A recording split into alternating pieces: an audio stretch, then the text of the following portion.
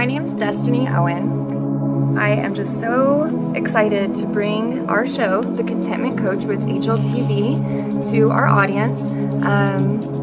Basically because I am just really glad that I'm going to be able to share my story and other stories in parts and areas that people need to maybe pull through something or find what truly brings them contentment. None of us come from the same backgrounds, none of us have the same story, but that's what makes us beautiful. You may live in a home that you can barely keep up with because it's so large and you can't even clean it, or you may live in someone else's bedroom. It doesn't matter. You can still reach the level of contentment that can bring you to places beyond your wildest dreams. So thank you so much for joining us on this path, and I'm really looking forward to it.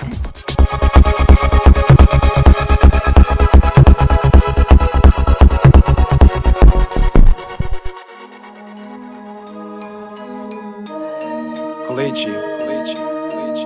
You know, to give a testimony, first you must survive the test. I'm feeling like I'm dying from these drugs that I injected. I can go in either arm, left or right, I'm ambidextrous. My soul is desolate, my spirit is defected. I keep making wrong decisions that will never get corrected. I'm doing what I have to, never cared about the wreckage. I keep chasing this high, but I can't ever seem to catch it. I told you my story, now let me go a little deeper. I was dealing with a chemical that's deadlier than ether. Hey there, thanks so much for tuning in. I'm Destiny Owen with the Contentment Coach. Today we have a really special guest, Chaz Smith, as well known as Colicchie. Hi, how are you? Good. Good. Great. How are Awesome. you? It's so good to finally have you here. Thank you. Yes. So today we want to talk a little bit about a serious topic, addiction. I want to talk a lot about sort of coming from a background with a family that, you know, is addicted, or mother, father, and how or what makes you change to sort of be a different person. Like, have you ever wondered that about yourself? Yeah, absolutely. Like, what makes us different? Because my mom, dad, they're both addicts, and it runs rampant in my family. But for some reason, I had it in me to get sober, stay sober, and you know, I wonder sometimes, like, what it was that's different. What do you think about that? Yeah, I mean, well, my mother was an alcoholic, my father was a heroin addict, my sister was a heroin addict. So, I mean, even at a young age when I first started using, my mother told me, like, you're more than likely going to have problems with drugs and alcohol, you know, and she was right. You know, for myself, though, as far as the change goes, you know, after hitting so many spiritual bottoms and wanting to die, I mean, that was really the thing in my life that made me want to change.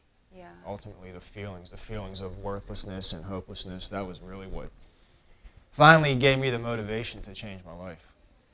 And you've used your music a lot to kind of, like, bring that out in you, correct?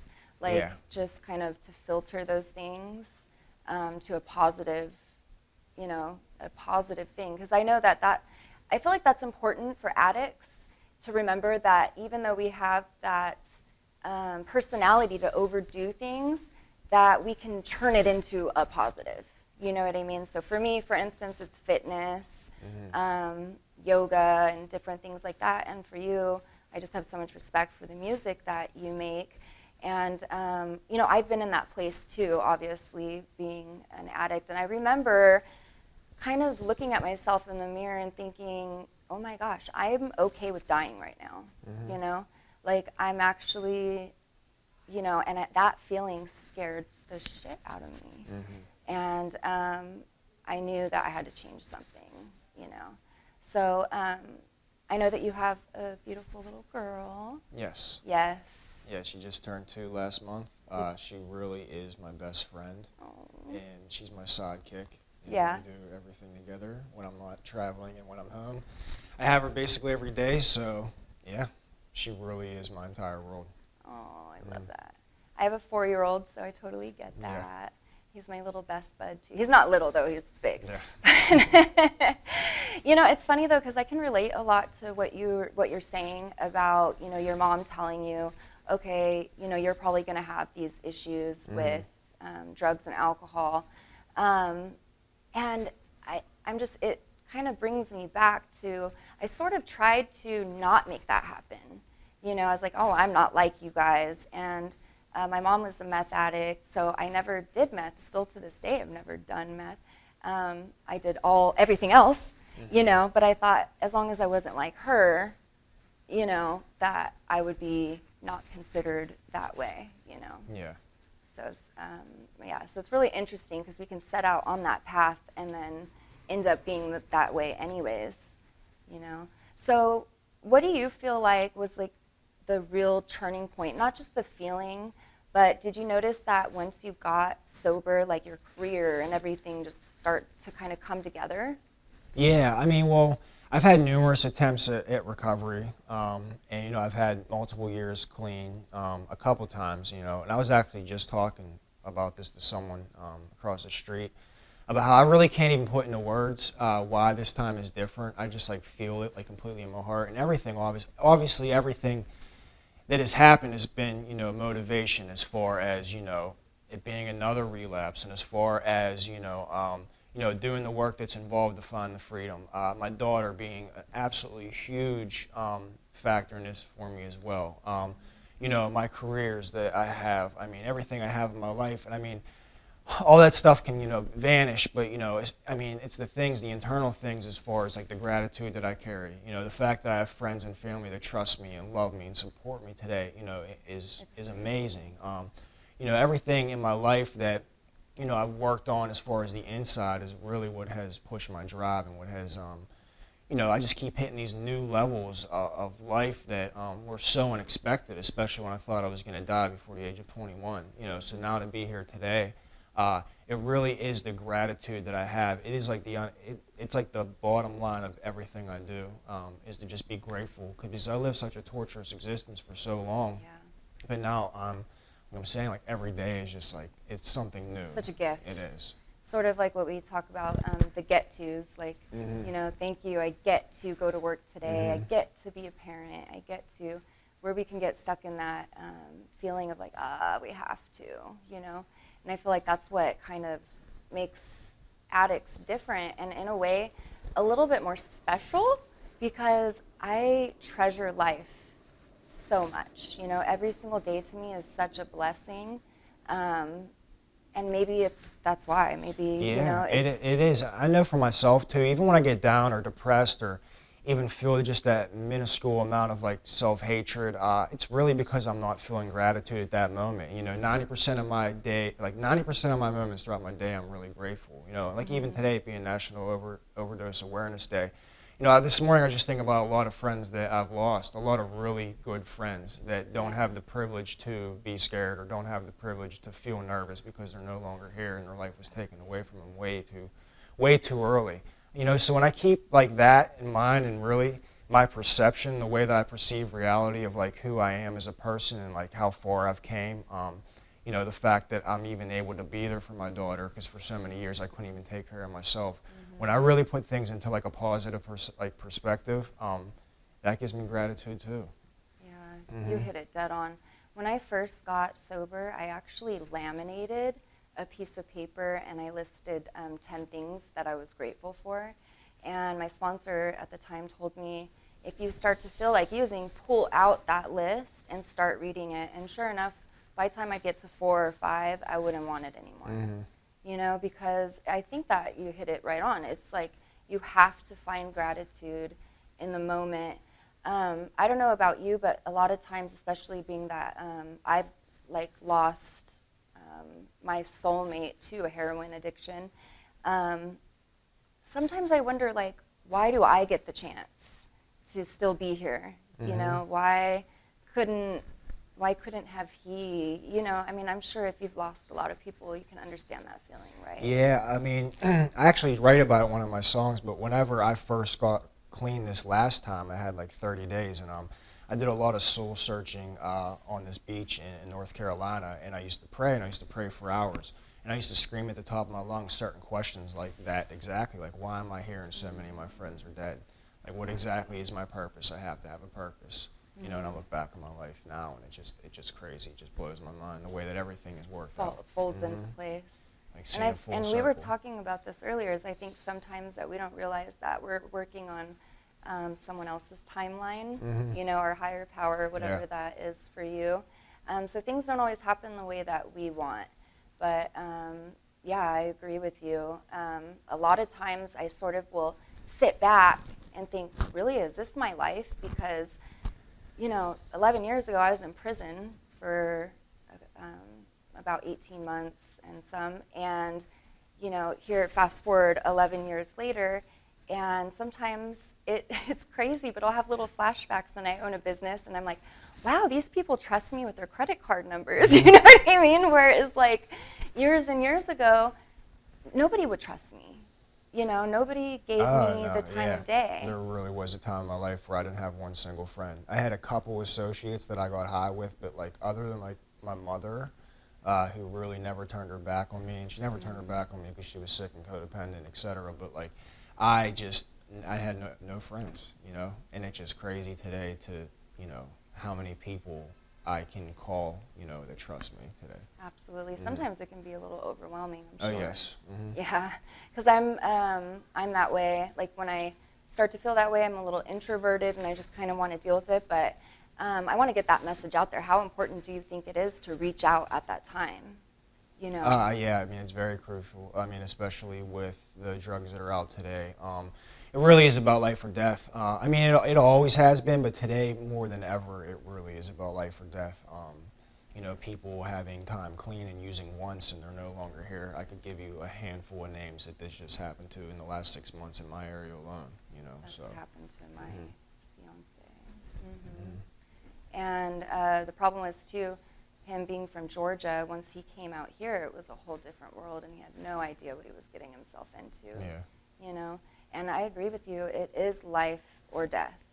And, you know, every time that you pick up and you go to use, you have to be ready for that to really be the last time, because it can happen any time. Like, with him, for instance, you know, he's worked out, he didn't look like an addict, you know, whatever addicts look like. He was in shape, and so it was really unbelievable to many, many people when he passed. And it goes to show you, though, that addictions run rampant everywhere. Yeah, I mean, yeah, addiction is so powerful, you know, and I even just talk about my experience, you know, when I would have time clean and I would use, it was like, you know, something I'm very big on today is just being cautious of my decisions, but ultimately, like, is just being honest and being transparent, because I look in the past when I would, you know, when I would use, you know, I would, you know, relapse, I was going through something in my life where I would be a little bit honest with, but I wouldn't let everybody know everything. So for me, an addiction is very strong. Whatever recovery process that somebody chooses, you know, I have to keep in mind that this is about obsession, compulsion, and denial. And, you know, and I can get so caught up, you know, even clean without the chemical in behaviors, whatever you want to say, but, you know, at the end of the day, it really is always about the drug. So I have to completely be honest, because if I'm not honest with people in my life, and I'm not honest even with myself, then I really don't stand a chance. I love that you said that, because I remember somebody telling me this years and years ago, and they and now today it makes sense, but she had said, it was in a meeting, and she said, if you're not putting your shopping cart away after, you know, after you're done grocery shopping, when no one's looking, and you're like, okay, I don't feel like walking it over there, I'm just going to kind of like push it to the side, then you're not in a good place in your recovery. And at the time I thought, oh God, that's so stupid, you know, like it's just, but now it makes sense, because that's what it is. It's like really the choices that you're going to make when you're alone, when nobody's watching, right? Yeah. And when we get caught up in addiction, all those choices, we're like sneaky and we're always hiding stuff. So there's a huge freedom that comes with finally like being open and, you know, really like being able to be yourself. So how do you think, like, because I know that you have relapsed a few times, and I understand that you said you're not sure like exactly what it is about this time, but how do you think that it's affected your life and now like progressive in your career? Like, do you think you would have been able to obtain everything that you have if you were still using? Oh, no. Not at all. No. I'm the type of drug addict that I cannot do anything. I struggle to take a shower. I would not be able to walk a dog down the street. Really? I would not be able to run a single errand. The only thing I do in my life is use. And as I'm using, I'm thinking about the next one. And while I'm thinking about the next one, I'm thinking about 20 now. 20 more from now. One is too many. That's just, I mean, I can't function or do anything other than get high. That's my only goal in life. You know, I don't care about anybody else. Self-centered to the core, self-obsessed. It's just about me and getting drugs, and that's it. So no, I would not be able to do anything as far as raise my daughter, have a job. I mean, nothing. I would have nothing. No vehicle, no home, nothing. So you weren't a functional, or Yeah. whatever they call it. And what's crazy is even, I know like what I use doesn't matter, but even the time in my life where I was just drinking vodka for an extended amount of time, my life was still so in shambles, and I got to this point of depression where I wanted to kill myself, you know. So even along the lines for me of just drinking alcohol, I still was not functioning whatsoever. I was just a horrible person, I mean, just a horrible human being. I tell that to people all the time when they tell me, you know, come have a beer with me or whatever, and I say, you don't want to hang out with the person I am when I'm, you know, trying to sleep with your boyfriend or trying to, because really I just become not me. Like, you know, I'm a whole different person with values and respect for myself today than what I used to be, you know? So, yeah, I can totally understand that. But I did kind of like function, quote unquote, a little while. But I think it's important for people to understand that it's always going to get worse. Yeah, and I mean, You know? I guess I had moments throughout my years where I maybe functioned for a little bit, but I mean, it's not even about like functioning, it's about like the quality of life. It's about like the freedom. Like if I, you know, if I'm using whatever, certain drugs that are, you know, make my life manageable for a moment, it's just that, I don't know, I don't have no relationship with God. I don't have any type of like self-love. I have no freedom from self. It's just, I'm still self-centered. I'm still the... You're just kind of like making it through Yeah, I'm days. just still the same person that is liable to make horrible decisions at the drop of a hat. Yeah. Like it's not me. It's not who I am. And it's not what you want to teach your daughter, Yeah, right? of course. So what do you feel like you're going to do different for her that, you know, maybe could have been done for you as a child? Because I think about that a lot. Oh, yeah. I mean, Like- it's important that I break the cycle first and foremost. You know, my dad was a heroin addict. I haven't seen him since I was 1. So, I mean, just staying clean alone is something that's huge. And, you know, to be there for, you know, mentally, physically, and to be there for spiritually. You know, just give her the love that a father should give, you know, love to a child. You know, I'm really just winging it every day I wake up. It's just like, it's all new to me still. But one thing's for sure is that, you know, I've never been in love until I met my daughter. I really haven't. There's no describable feeling. Yeah, until so that. the moment, you know, the day that I met her was the day that, like, my life changed when I got clean, but like I said, them new levels, like it all made sense at that really moment, changed right? when I had her. Mm-hmm. And I'll tell you, so I have an 18-year-old son, and same thing, his father's an addict, and with me getting sober, it's amazing because he's 18 now, and he's come to me and said, thank you, Mom, for, you know, changing your life, because he knows the difference between a lifestyle of that and the way that I live. And he's never had a problem with it because he chooses not to be, you know, so it does make a difference if you're just out there being the best you every day, and your kids are going to watch that, you know. So it's like such a joyous, I don't know, just such a great feeling to be able to do that for your children, right? I agree. That's awesome. So you have a new, I noticed that you're going on tour here soon. Yes. Yeah?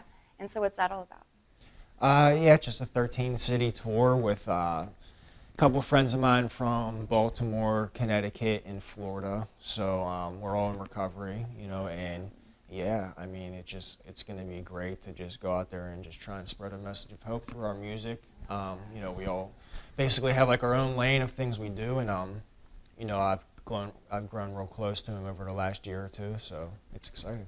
How long are you going to be gone though from your daughter? Is that like going to be hard? Yes, it's only like 27 days, but there's like one stop that is remotely close to Pittsburgh, so I'll probably So you'll be able to maybe. Yeah. Oh, that's awesome.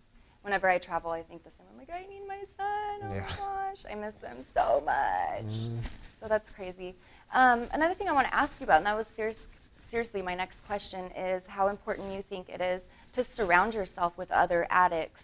Of course, sober addicts, not, using addicts. Because I feel like that's important, to be around people that get you. Yeah, I mean, absolutely. Once again, like I can really only share my experience, but like, whatever recovery process someone chooses is fine. But for myself, like, meetings in general, is where I go to get a level of identification. It's where I go to get hope.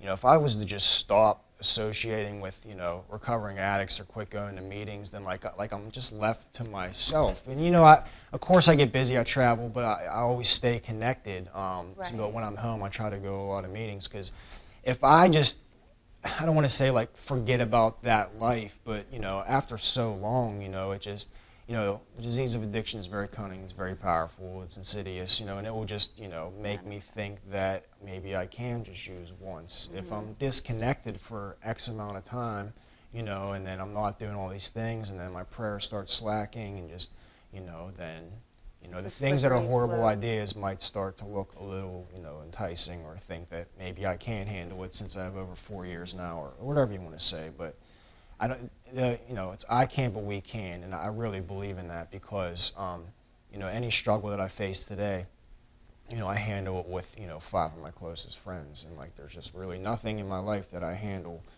completely alone. And when I try to attempt to do that, I fall on my face. So. I only laugh because I remember like going to, or hearing once, you've been your own boss for a while now. How's that working out for you? Because I think that we do try, and then we're really stubborn, and we don't want to like be accountable or talk to other people on how to live. Like that's the last thing that we want from anybody, right? Yeah. But it really makes all the difference in the world. Like it makes all the difference in the world. Oh yeah, I mean, even sometimes a lot of my thinking can be insane, but I think that it's it's the right thing to do. But then I'll have 3 people be like, "What are you talking about? That's definitely Plus, not the it right gives decision." it time for you to like kind of go through it in your mind, right? Yeah. And so you're not acting on just straight away from emotion. Yeah. And I think that's important also. So you've been really creative though, from 2005 or somewhere Yeah, pretty around much. there. Yeah. So did you always know that this was sort of your outlet, or how did you get into your? Yeah, with music, it's kind of crazy. Like I didn't like grow up or even hang around with people that did music or even wrote. So Really? I got like first time I got clean, I think I was like an outpatient, and I came home one day and really just started writing. I know it sounds weird, but no one pushed me, no one forced me. I wasn't even really influenced by anybody local. I just started writing, and How old were you at the time? I think like 23. Okay. So then, and it's kind of crazy because a lot of the principles, in the program, I kind of carried into my writing as far as just being transparent and being honest. And I was like, if I'm really going to do this, then I should just talk about my life. And then the more that I wrote about my life, there really was that sense of freedom, and I would, even like in the early days of my writing, I talked about a lot of things that were very embarrassing, a lot of things that I knew people were going to judge me for, but I just didn't care. And I almost looked at it like if everybody knows everything about me, then there's nothing anybody could ever say to me to like put me down. And that's still how I look at it today, to like live a life with absolutely no secrets. I know secrets would die in the light of exposure, and like I have nothing to hide, never have. And I don't know, it's just a very freeing way to live life, I guess you could say. That's so inspiring to me because I always tried to hide that part of my life. Doing what I do for a living, I picked and chose who I wanted to tell. Yeah, I'm not saying everybody has to, no, well, yell at the top of their lungs, hey, this is, of course not. I'm just, with me, that just, that's what I chose right. to do. But after, like I said, I had the loss in my life of Michael when he passed away, I decided, no, this is me. Like, this is who I am. I have to share his story. I have to share my story because that's the only way that other people learn, And so it was really hard for me, like, to just be out there and tell, because I train, like, a lot of police departments and all these things, you know. And I really thought people were going to even stop coming to see me, you know. But now it's just like a joke, you know, like I'll be training them and say, you guys fed me bologna sandwiches for a year. You better do all those burpees that I'm telling you to do now, you know. So it's pretty crazy, but it is a free feeling. Like I don't have to feel like I'm hiding that anymore. And that makes me want to ask you, because I really love your little saying of like not anonymous.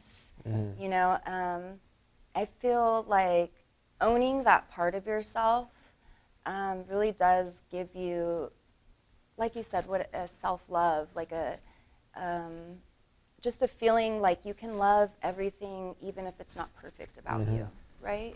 Yeah.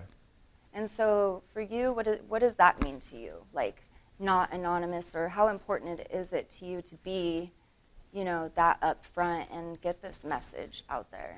Yeah, I mean, it's definitely important. I think it came to me easily, like I said, simply just by being very connected early on as far as when I, you know, got clean. Like everybody in my life to a degree, you know, is a recovering addict or alcoholic. But I don't know, I mean, this is just me. I just choose to not struggle with saying that I'm an addict, because I know that you know, this is such a huge epidemic, and, you know, we have X amount of people dying every day, that just to let people know that there is hope. You know, I talk to a lot of people from really all over the world, but especially all over the country, that you know, really don't even really have the resources to get help, or they're ashamed because they live in this small town in the middle of Kansas, or, you know, so just, you know, being able to show them that, you know, that recovery is possible. You don't always have to live the way that you once lived. Then, you know, if I could help people by doing that, just simply by saying, hey, this is how I used to live and this is how I live now, then why not?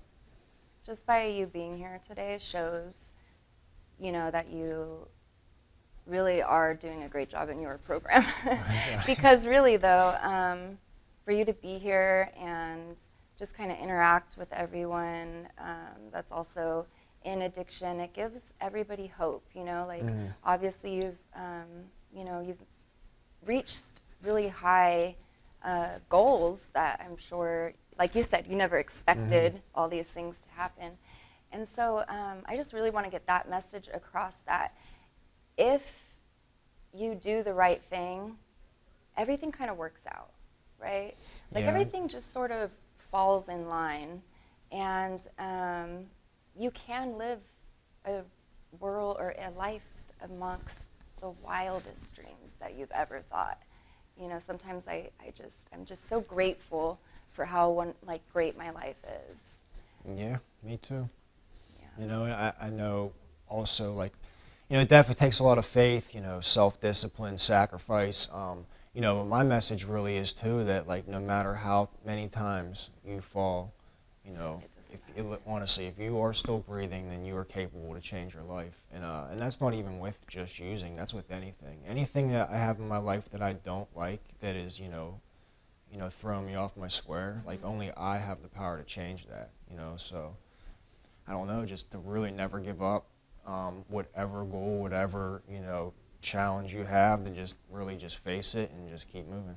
I feel like that's a big issue, though, for people that do, you know, some people think relapse is just part of recovery, and some people, they really lose hope in a chronic relapser.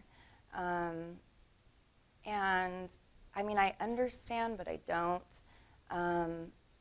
I want to help the people that are in that point, because obviously they've gotten sober times, but something is there.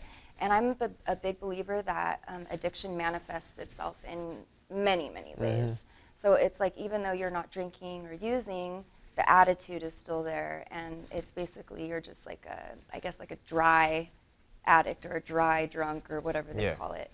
But yeah, so yeah, definitely. So how do you feel as far as that goes? Like you said, because you were kind of a chronic relapser, did you have that issue? Like, a lot of people give up on you?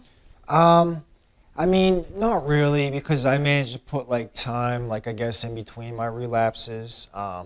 you know, the way that I would treat it, like the way I treat it today, you know, as far as, you know, with even with other people, is that I could really never measure somebody's desire to get or to want to stay clean, you know, because I was so broken for years before I ever got clean. I wanted to stop for a long time before I actually ever did. You know, and the same thing you said, like, I get it, but I don't. Like, I have, like, good friends that that have been through way worse stuff than me, and they still can't get and stay clean. So it's like I get it, but at the same time I don't get it. But they've also have had freedom and have had time before. So it's just, you know, recovery is very personal to each and one of us, and you know, we all have our different paths. But it is. I truly, that's why I'm like very grateful for where I am. Bring it back to the gratitude, and that's like why I take my life today with a huge dose of humility, because I really am the type that I could lose everything.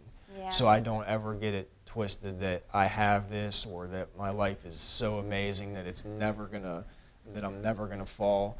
You know, it goes back to the cautious decisions and really keeping my recovery first before anything, because without my recovery, I really have nothing. So. And even if you do have things, you don't, you know, because I've been, you know, as well, like in my addiction, had material things, but so empty on the inside. That's important too. We always need to be working on ourselves. And I remember, like I told you, after going to prison, something really hit me when I put my son to sleep. You know, I used to rush it. Like, okay, here's another book. Like, come on, would you fall asleep already? And that was something that changed for me, is I got grateful, and I didn't rush anything anymore, because I really wanted to, like, just enjoy every single second that I had with him, you know? So, yeah, so I just think, like I said, that's why I feel like addicts, in a way, are almost a little bit more special. So what do you think's coming next for you? Another daughter? No. Hopefully, no. Nothing, just a lot. The tour, obviously. Then after that, just shows, and I mean, really just see wherever God takes me. One day at a time. Yeah. Well, thank you so much for coming to share your story. I know you're going to inspire so many other people, and it just really means a lot to all of us here and all the people that are going to be able to see this. So I really appreciate it, and thank you so much for tuning in to The Contentment Coach with me, your host, Destiny Owen, and our special guest, Chaz Smith, aka Colicchie. Tune back in next time for more stories of inspiration. Bye for now.